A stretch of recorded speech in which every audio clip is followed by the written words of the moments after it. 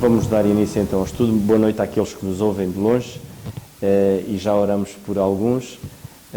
Um abraço muito forte ao nosso irmão Alfredo, que está no Brasil e que certamente nos tem ouvido e é uma bênção muito grande. Nós sabermos que o Senhor tem utilizado a sua palavra para atingir muitos que estão longe e é muito bom. Um abraço ao nosso irmão Alberto, a nossa irmã Filomena, que está em São João, e a nossa irmã Filomena, que também está em Inglaterra, a todos, Angola, Brasil, e aos nossos irmãos, o Pedro e a Raquel, o Tiago e a Joana.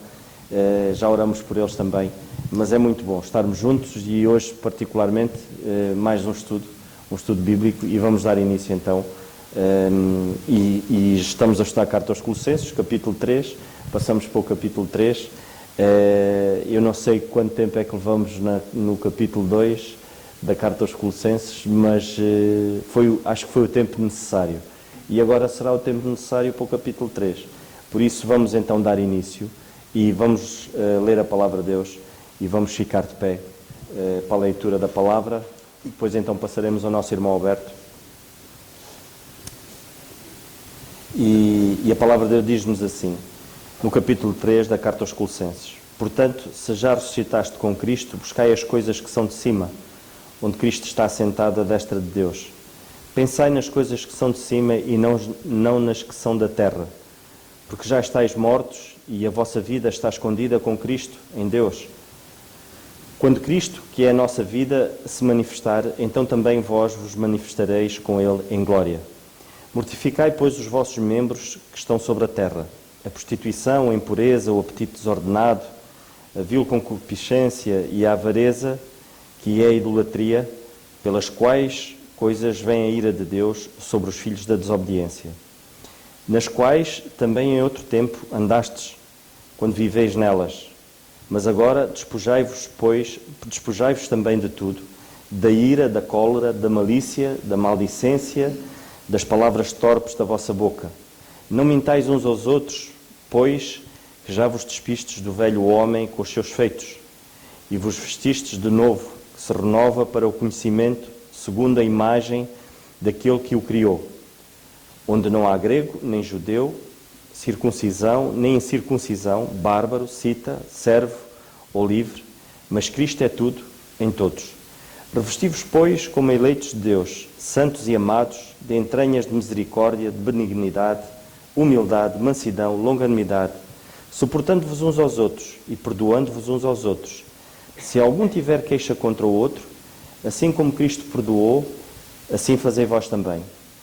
Sobre tudo isto revesti-vos de amor, que é o vínculo da perfeição, e a paz de Deus, para a qual também fostes chamados em um corpo, domine vossos corações e sede agradecidos. A palavra de Cristo habita em vós abundantemente, em toda a sabedoria, ensinando-vos e admoestando-vos uns aos outros com salmos, hinos e cânticos espirituais, cantando ao Senhor com graça em vosso coração. E quando fizerdes por palavra ou por obra, fazei tudo em nome do Senhor Jesus, dando por ele graças a Deus Pai. Vós, mulheres, estáis sujeitas aos vossos próprios maridos, como convém no Senhor. Vós, maridos, amai as vossas mulheres e não vos irriteis contra elas. Vós, filhos, obedecei em tudo aos vossos pais, porque isto é agradável ao Senhor. Vós, pais, não irriteis os vossos filhos, para que não percam o ânimo. Vós, servos, obedecei em tudo os vossos senhores, segundo a carne, não servindo só de aparência, como para agradar aos homens, mas em simplicidade de coração, temendo a Deus. E tudo quanto fizerdes, fazei-o de todo o coração, como ao Senhor e não aos homens, sabendo que recebereis do Senhor o galardão da herança, porque a Cristo, o Senhor, servis. Mas quem fizer agravo, receberá o agravo que fizer, pois não há distinção de pessoas. E foi a leitura da palavra de Deus. Vamos então, podemos sentar, vamos então passar ao nosso irmão Alberto e vamos ouvir a mensagem que o Senhor tem para nos dar esta noite. Graças a Deus por mais esta reunião de oração, comunhão e estudo da palavra de Deus.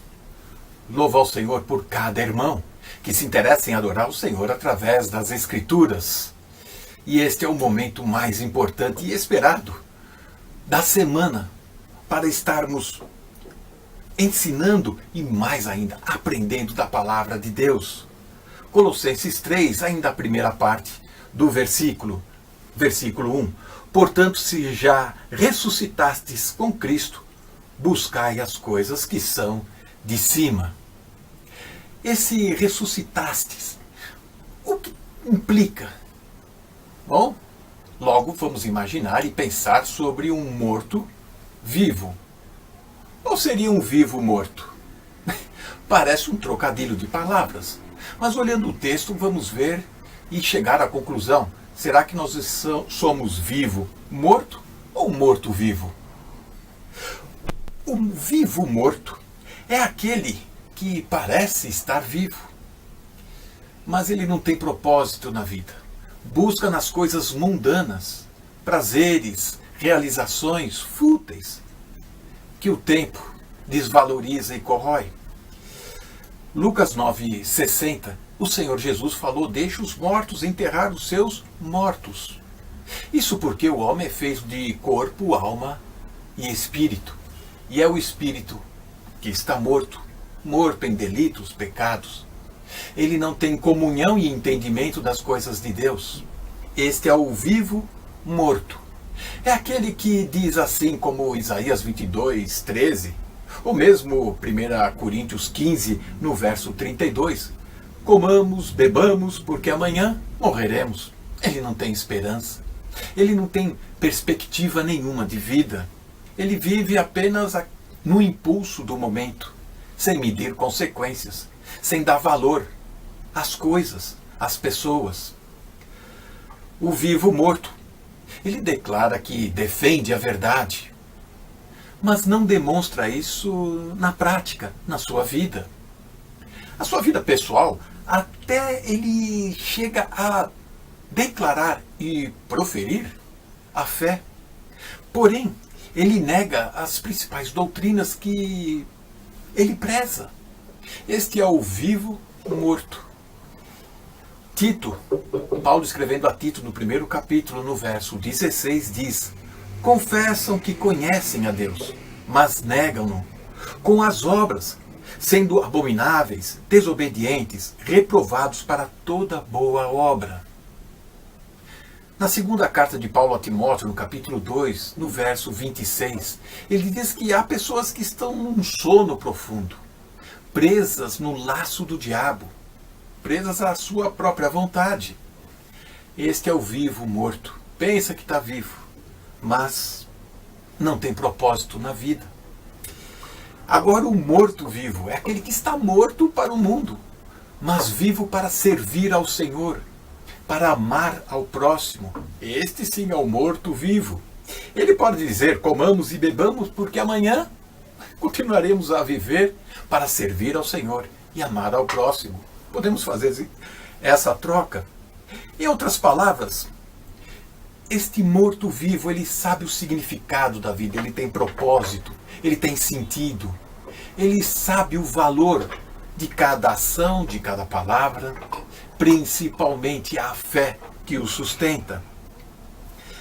Hebreus capítulo 6, no verso 10, destaca a importância dos nossos atos, a importância do nosso comportamento, daquilo que proferimos crer e viver.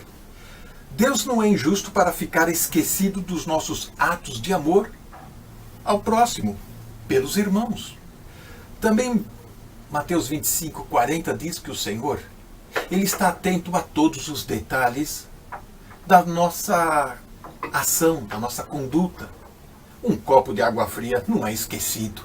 São coisas pequenas que achamos serem insignificantes, mas que para o Senhor tem muito valor, até mesmo estar agora aí, estudando e tendo comunhão com os irmãos na palavra de Deus. Portanto, quando chegamos agora no capítulo 3 e capítulo 4, é a dobradiça das Escrituras, da carta de Paulo aos Colossenses, nos 2 primeiros capítulos. Ele apresentou a nossa posição diante de Deus. Agora, na segunda metade, ele vai apresentar a prática. Ele vai apresentar a nossa condição, o nosso estado. E assim estas evidências mostrando a implicação de ter uma vida centralizada em Cristo Jesus. Portanto, um ensino nos leva para a ética, uma condição nos leva para uma conduta e uma doutrina nos leva para um dever. Somos mortos-vivos vivendo a caminho do céu. É assim. Que o Senhor nos ajude. Amém. Depois de nós termos ouvido aqui o morto-vivo e o vivo-morto, termos ouvido o vivo-morto, não o morto-vivo. Não era isso que eu queria dizer. Depois de termos ouvido sobre o vivo-morto e o morto-vivo, vamos continuar. E eu gostava de, aqui no capítulo 13 e no versículo 1, que nós vamos ler mais uma vez, o apóstolo diz: portanto, se já ressuscitastes com Cristo, buscai as coisas que são de cima, onde Cristo está assentado à destra de Deus. Muito bem. O nosso irmão Alberto já teve a ocasião de dizer, e bem, que nós agora entramos na parte prática da carta. Depois dele estabelecer doutrina, ele agora fala de prática. E é sempre assim que a Bíblia apresenta as coisas. Primeiro apresenta a parte doutrinal, já na carta aos Efésios, os primeiros 3 capítulos é a parte doutrinal, e os últimos 3 capítulos, 4, 5 e 6, é a parte prática. Aqui também da mesma forma nós vemos esse mesmo princípio. Curiosamente, em relação a quem ensina a Bíblia, é o contrário. Primeiro temos que ser práticos, e depois é que podemos falar de doutrina. É uma coisa muito importante. Eu espero que vocês vejam isto na Bíblia. Quando Paulo escreve a Timóteo, ele mostra claramente a Timóteo que ele tem que ser um exemplo de vida para poder ensinar. Pessoas que ensinam e que não são exemplo de vida, mais vale estar caladas. Primeiro a prática, depois a doutrina, para quem ensina. Mas para quem estabelece, primeiro a doutrina, depois a prática. A Bíblia diz: sabendo estas coisas, sereis bem-aventurados se as fizerdes. Sabendo estas coisas da doutrina, seremos muito felizes se as praticarmos. Aqui na nossa passagem, no capítulo 3, nós lemos: portanto, se já ressuscitados com Cristo, buscai as coisas que são de cima. Duas questões. Primeira questão: que coisas? Segunda questão: como é que eu posso ir buscá-las? Nós temos que pensar. Estamos aqui a ler as Escrituras e temos que pensar e refletir para poder entender. Que coisas são estas? Sabemos que são coisas que são de cima, não são cá de baixo. Ok? O apóstolo começa por explicar que as coisas de que ele está a falar e que nós devemos buscar não são coisas cá de baixo. E já agora deixai-me dizer uma coisa importante. Que triste ver toda a gente à procura de coisas cá em baixo, perdendo as coisas que são de cima. Há um livro que eu recomendo, que é o livro do Peregrino, do John Bunyan, ou João Bunyan, como lhe quiserem chamar, em português ou em inglês. Ele era inglês, chamava-se John Bunyan, e ele escreveu um livro maravilhoso da peregrinação da vida cristã aqui neste mundo, que é o Peregrino. Sabem que houve quem tivesse o cuidado de fazer o gráfico da história. E, portanto, não existe apenas o livro em texto, mas também existe o livro em imagens. E é interessante nós vermos o livro em imagens. E sabem que há uma imagem que eu nunca mais me hei de esquecer, e o nosso querido irmão Sobral, que já está na glória, e ele tantas vezes falava acerca disso, que era a imagem do cristão, assim chamado, não é?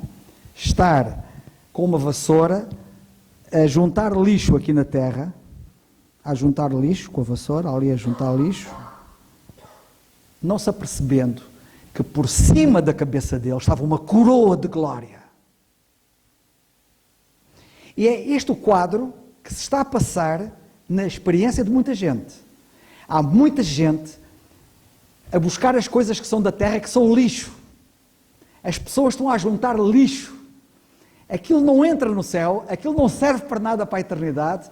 Nós temos uma passagem muito curta aqui nesta vida e temos uma eternidade à nossa espera e estamos a juntar lixo, porque aquilo que nós juntamos é lixo. E não nos apercebendo que o Senhor tem uma coisa gloriosa em cima, mas como estamos curvados a olhar para baixo, não nos apercebemos do que temos por cima. E o apóstolo está aqui assim: buscai as coisas que são de cima. Temos que levantar a cabeça. Não podemos estar com a cabeça a olhar para baixo. Que coisas são estas? Primeiro, não são coisas cá de baixo, são coisas que são de cima. E a questão é esta: que coisas? A passagem diz aqui, são coisas que estão onde Cristo está. Onde o Senhor Jesus Cristo está neste momento, há lá coisas. E diz aqui a Bíblia que é onde Ele está assentado, à destra de Deus. E a Bíblia diz, vai lá buscar as coisas que lá estão.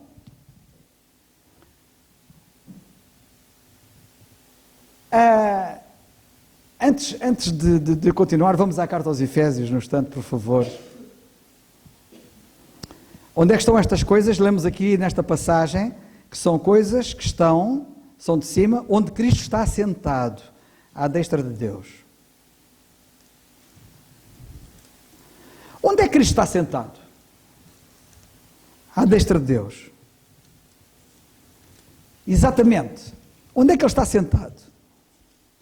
Na carta aos Efésios, no capítulo 2, nós lemos assim no versículo 6. Carta aos Efésios, capítulo 2, versículo 6. E nos ressuscitou juntamente com Ele e nos fez assentar nos lugares celestiais em Cristo. Calma, onde é que Ele está? Nos lugares celestiais.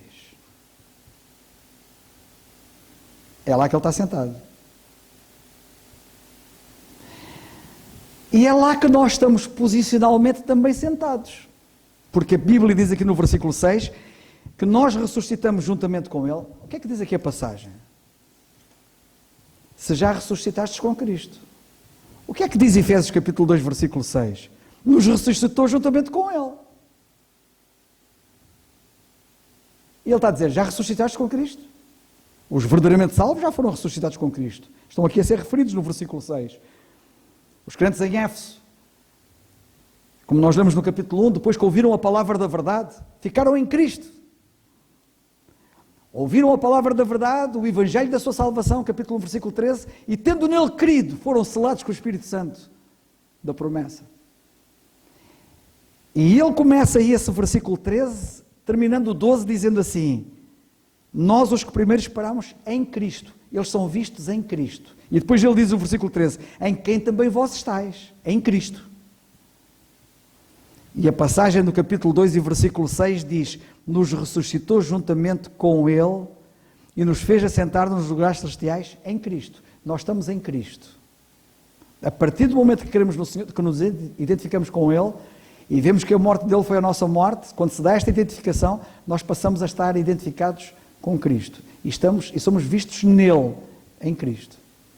E a passagem aqui em Efésios 2,6 diz, nos ressuscitou juntamente com Ele, portanto quem está em Cristo, ressuscitou com Ele. Notem que não é ressuscitar como Ele. Os religiosos da cristandade apresentam uma ideia distorcida do Evangelho. Porque levam as pessoas para a água do batismo e dizem que as pessoas têm que ser batizadas para, assim como Cristo foi sepultado e depois quando as pessoas saem da água, tipicamente, também ressuscitam. Mas isso é como Cristo. Em nenhum sítio na Bíblia nós lemos que nós fomos sepultados como Cristo. Em nenhum sítio na Bíblia nós lemos que fomos ressuscitados como Cristo. Em nenhum sítio na Bíblia nós lemos que fomos crucificados como Cristo. O que nós lemos na Bíblia é crucificados com Cristo, sepultados com Cristo, ressuscitados com Cristo. O que quer dizer que quando Ele estava a ser crucificado, eu estava lá. Quando Ele foi sepultado, eu estava lá. com Ele, e quando Ele ressuscitou, eu estava lá com Ele. Isto é muito importante. Nunca é demais tocar nesta tecla, porque infelizmente é uma desgraça aquilo que nós vemos por aí na cristandade e numa teologia completamente alheia ao que a Bíblia diz. Na nossa passagem diz que nós ressuscitamos com Ele. E ao ressuscitarmos com Ele, Ele nos fez assentar nos lugares celestiais. Nele.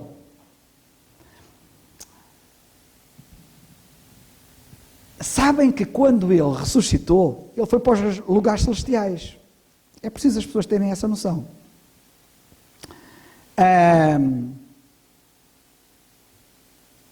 Versículo 20 do capítulo 1.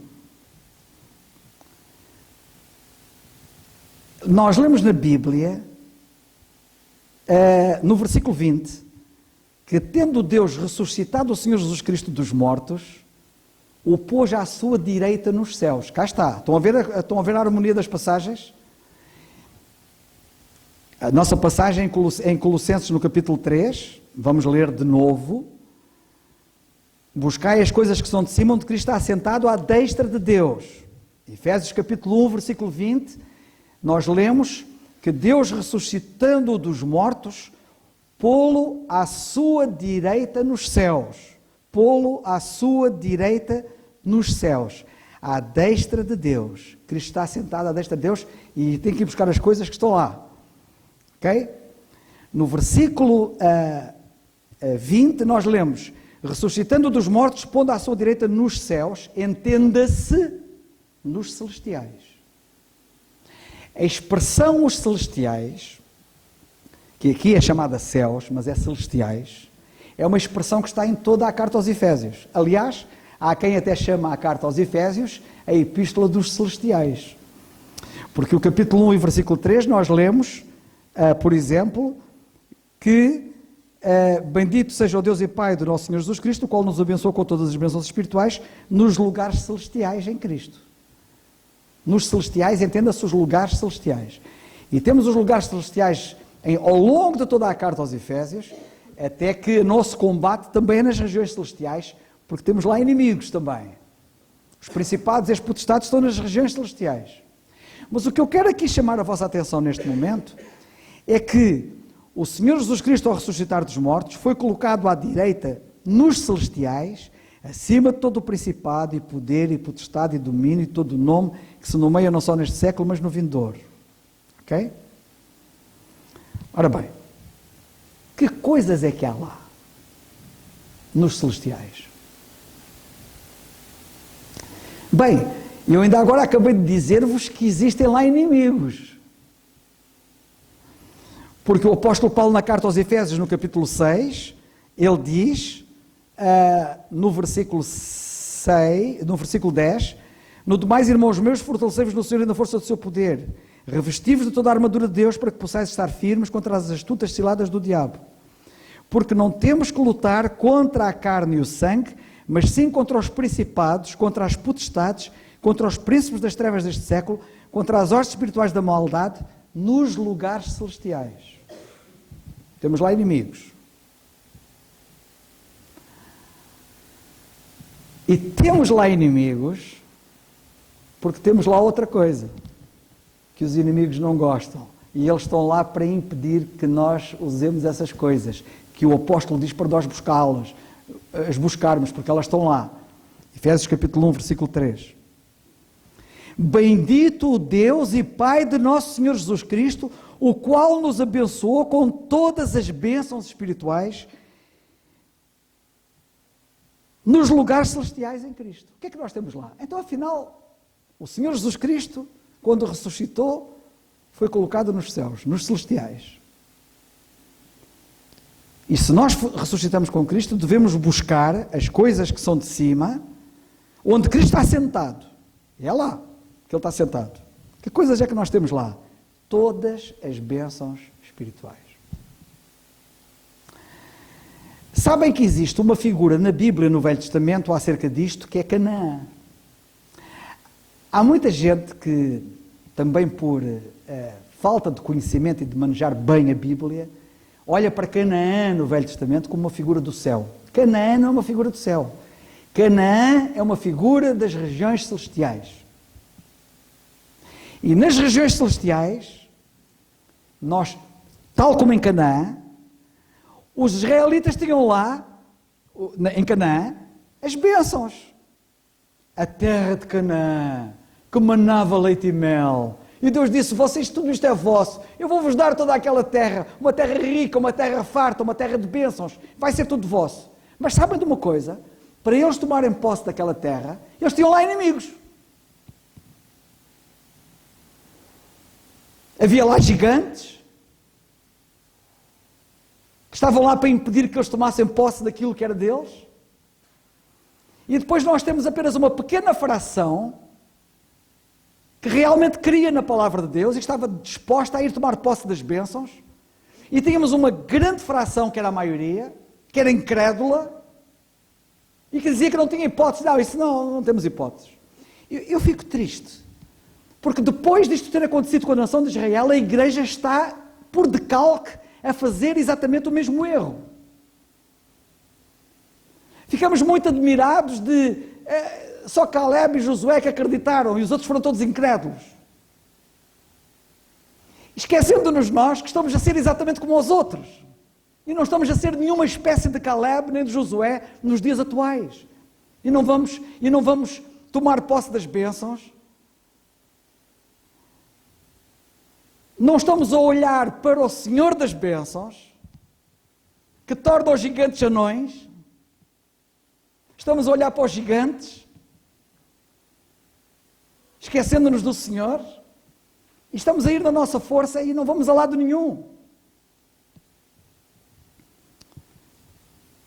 Portanto, o que é que nós temos que buscar? Coisas que são de cima. As coisas que são de cima são as nossas bênçãos espirituais. Já agora, deixar-me dizer uma coisa que me parece que é importante nesta altura, que eu vou citar.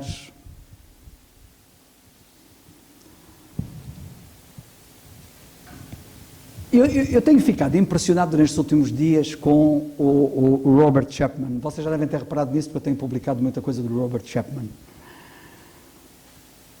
O irmão Carlos Cerqueira teve a amabilidade e a bondade e a amizade de me oferecer 2 livros do Robert Chapman, quando ele agora nos visitou há dias. Quando, da penúltima vez que ele cá veio, tivemos uma conversa muito abençoada à mesa, ao almoço, em minha casa, e das nossas conversas maravilhosas que nós tivemos com o nosso irmão Peter Cerqueira também. Temos uma comunhão tão abençoada que falamos sobre muita coisa. E a dada altura ele falou-me sobre o Robert Chapman. Vocês já tinham ouvido falar dele?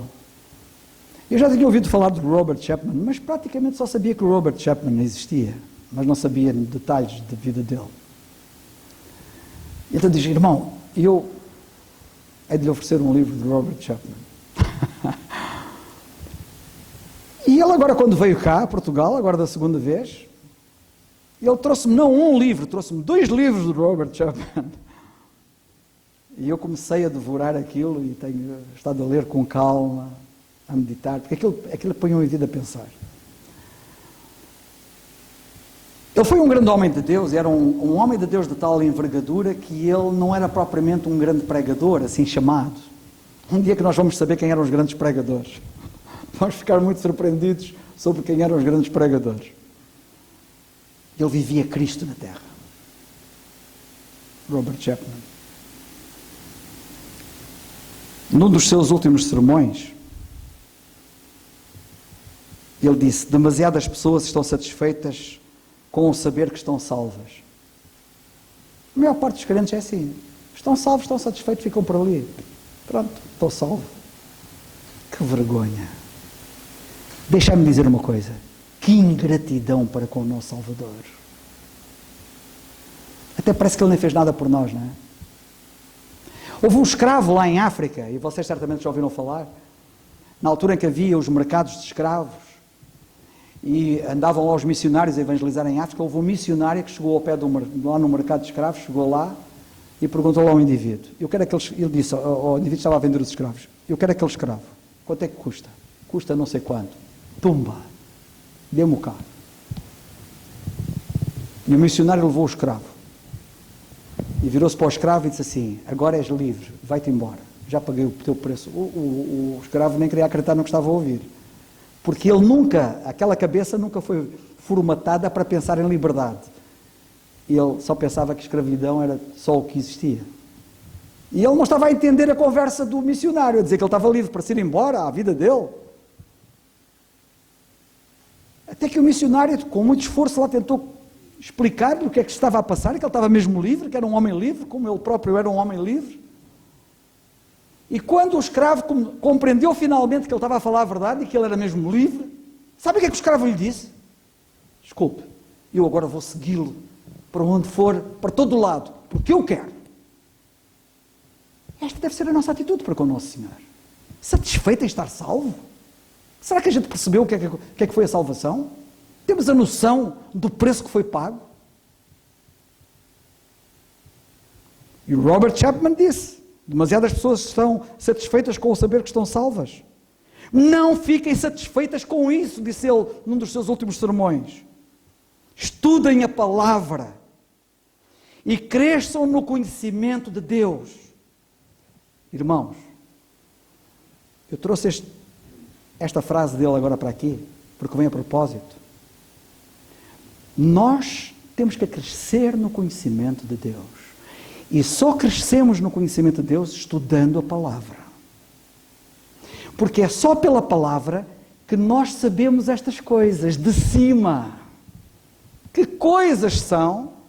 E agora não vos vou falar sobre identificá-las, cada uma delas, porque elas são muitas, elas são inumeráveis, mas elas estão identificadas. E só as podemos conhecer pela palavra de Deus. Não há outra maneira. E eu fico muito surpreendido e muito admirado como é que há crentes que dizem que querem conhecer mais de Deus, querem crescer no conhecimento de Deus e vivem uma vida divorciada das Escrituras. Não a leem, a Bíblia, não a estudam. Como é que podem crescer? Como é que podem conhecer mais a Deus? Como é que podem saber mais aquilo que Deus tem para lhes dar?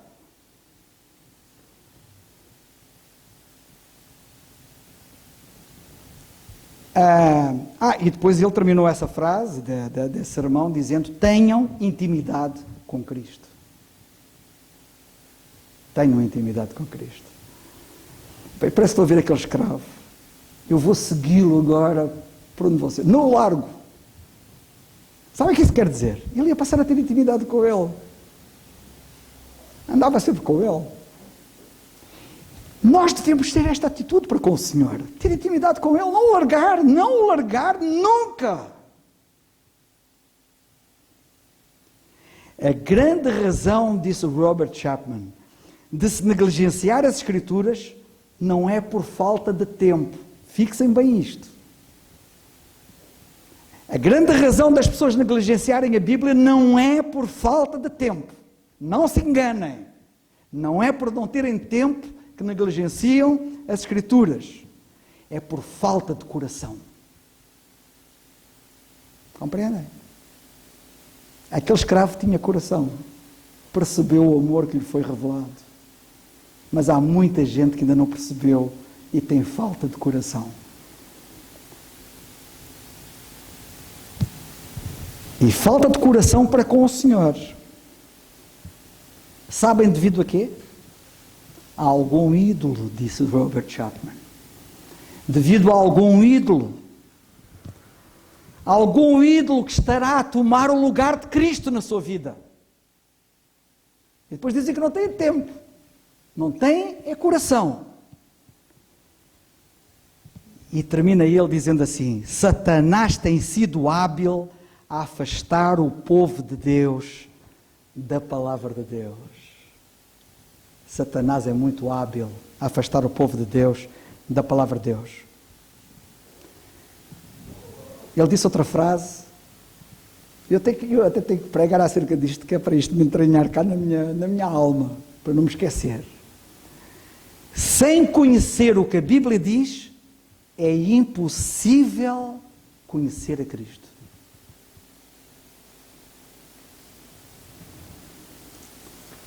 Ora bem, agora estaremos eventualmente preparados para sabermos como é que vamos lá buscar as bênçãos. Querem saber como é que vamos lá buscar as bênçãos? Temos aqui um problema, certo? Temos bênçãos riquíssimas. São tão boas que até há lá inimigos para impedir que a gente as lá vá buscar. Mas elas estão nas regiões celestiais. Eu estou lá em Cristo, mas fisicamente estou aqui. Estou lá posicionalmente, mas a minha condição prática não é essa. Estou aqui. Como é que eu vou lá buscá-las? Na carta aos Efésios, do capítulo 1, hoje é a carta aos Efésios, que as regiões celestiais estão lá as bênçãos, temos que ir lá tratar delas, não é? No capítulo 1, o apóstolo Paulo tem aqui uma grande oração. E eu gostava que vocês pensassem e meditassem muito seriamente nisto. Estudem as orações do apóstolo Paulo na Bíblia. Aliás, estudem a Bíblia.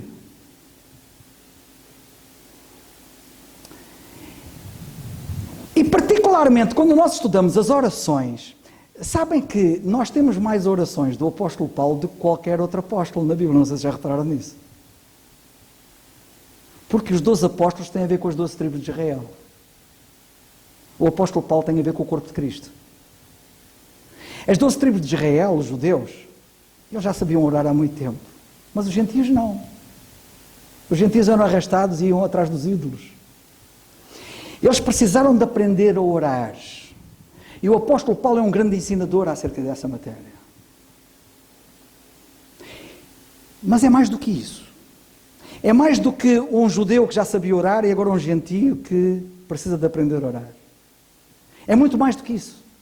É ajudar também o judeu e o gentio que agora perderam a identidade em Cristo, estão no corpo de Cristo, judeus e gentios, levá-los a conhecer muita coisa de Deus, do Senhor Jesus Cristo, do que temos em Cristo e que só pode ser conhecido pela Bíblia. Por isso temos que ler, senão a gente não chega lá. E o que é que diz a passagem? Versículo 16. Não cesse de dar graças a Deus por vós, lembrando-me de vós nas minhas orações. Ele para já fala em orações plural. Orações. Não é oração. Orações.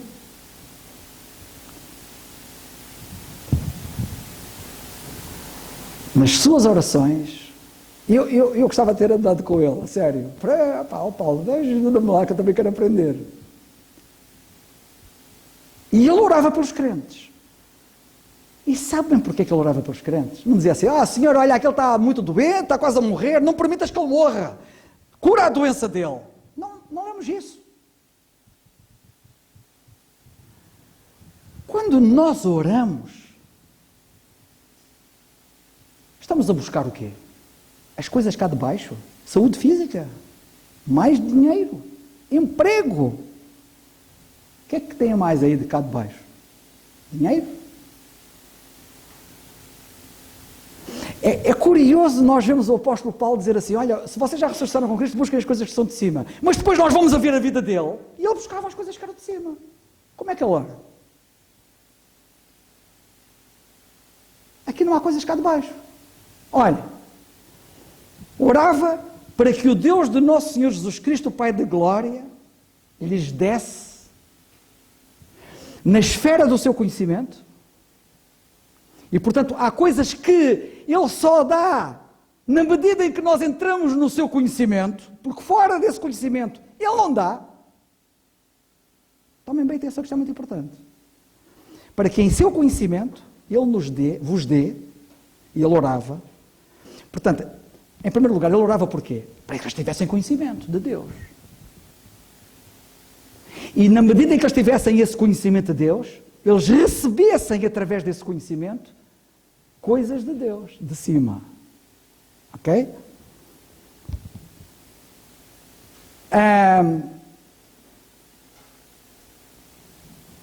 O que é que ele estava a orar para que eles recebessem o quê?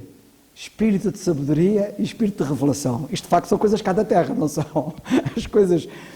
Ter espírito de sabedoria, ter espírito de revelação, vocês acham que são coisas cá da terra? Anda aí muita gente à espera de encontrar o espírito de sabedoria e o espírito de revelação. O que eu vejo é muita gente à procura de espírito de loucura. De sabedoria nenhuma. Não vou falar acerca deste pormenor, nós vamos estar a carta aos Efésios. Tendo iluminados os olhos do vosso entendimento, como é importante nós orarmos para que os crentes tenham os olhos iluminados.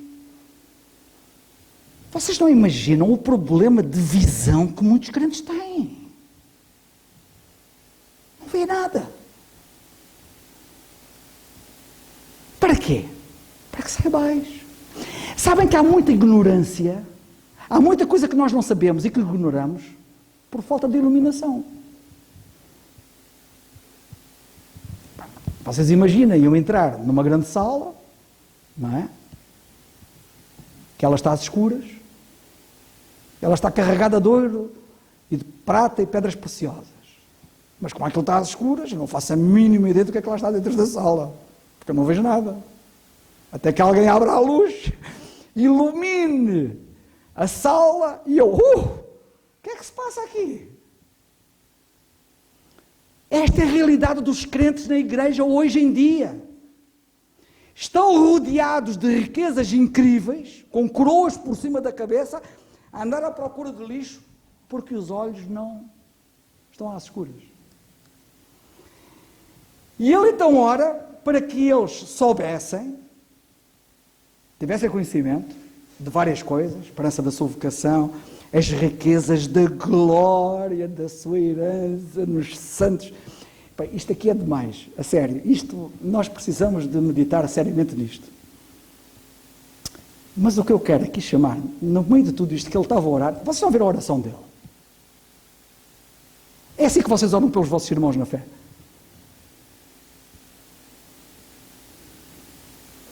Eu gostava de saber quantos crentes é que oram assim pelos irmãos na fé. Dizem, eu oro sempre por ti, por ti. E quando oras o quê? É disto? É deste tipo? É deste calibre a vossa oração?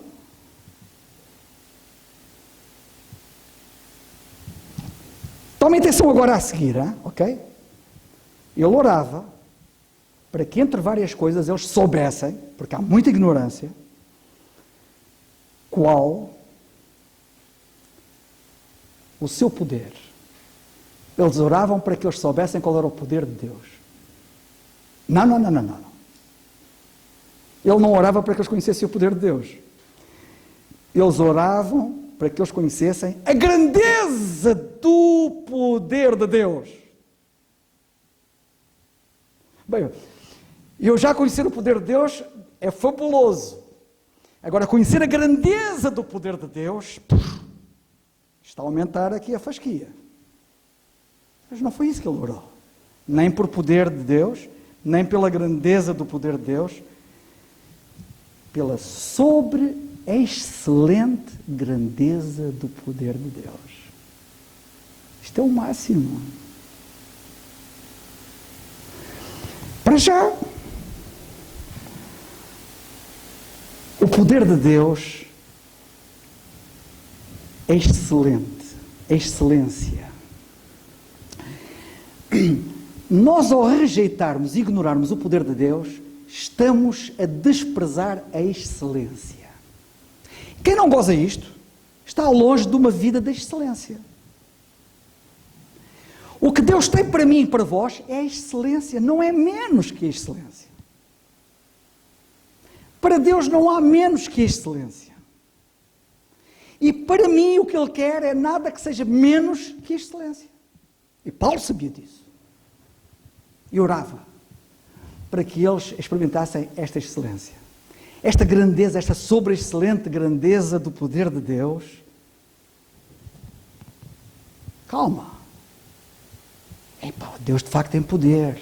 Se eu pudesse ver o poder de Deus, fantástico, não é? Poder de Deus, não é?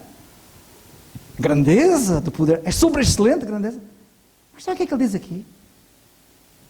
que vocês conheçam esse poder, essa grandeza de poder, essa sobreexcelência de grandeza de poder sobre nós.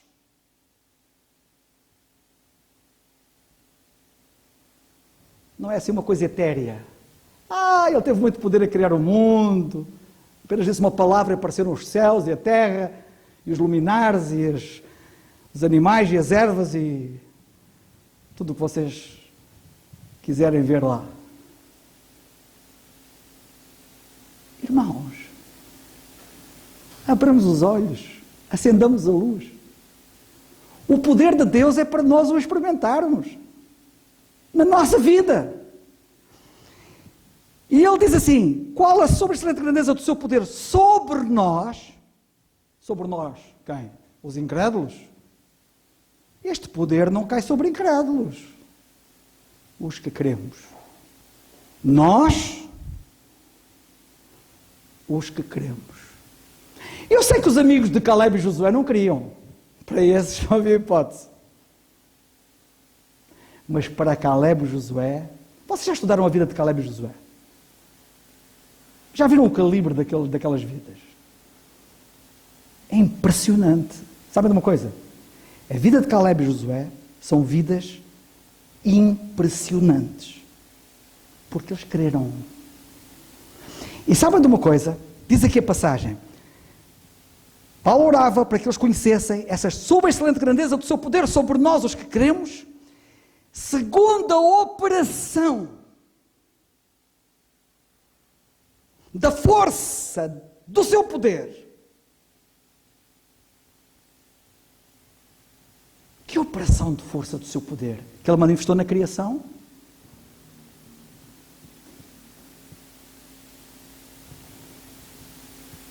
Que ele manifestou em Cristo ressuscitando dos mortos. Está ali. Que manifestou em Cristo ressuscitando dos mortos. Eu quero que vocês conheçam esse poder, essa sobreexcelente grandeza de poder, segundo a operação da força do seu poder, que ele manifestou em Cristo ressuscitando dos mortos. Vocês acham que o poder de Deus só tirou Cristo da morte e trouxe-o à vida?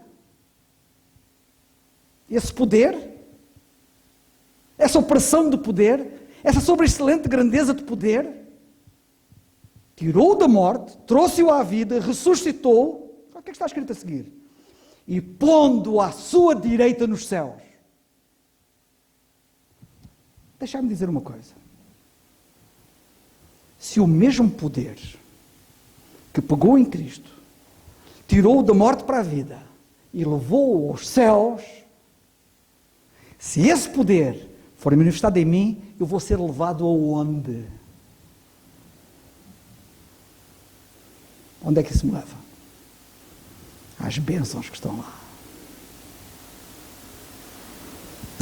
Epá, eu não consigo explicar melhor, não sou capaz. Mas isto é mesmo assim. Se é o poder sobre nós, esse poder que muitos crentes não veem, nem sabem, ignoram, porque estão com os olhos tapados, estão às escuras, se for manifestado em nós, operado em nós,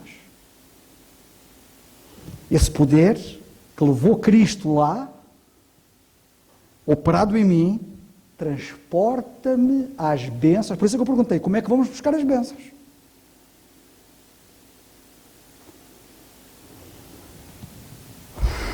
O segredo está aqui.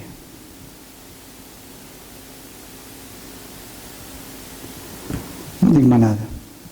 Que o Senhor nos ajude. E que Ele tenha misericórdia de nós e que nos ajude, porque Ele, sabe de uma coisa? Ele merece. E eu não quero ser ingrato. O que Ele fez por mim foi muito mais do que o missionário fez por aquele escravo. Que Deus nos ajude. Nando.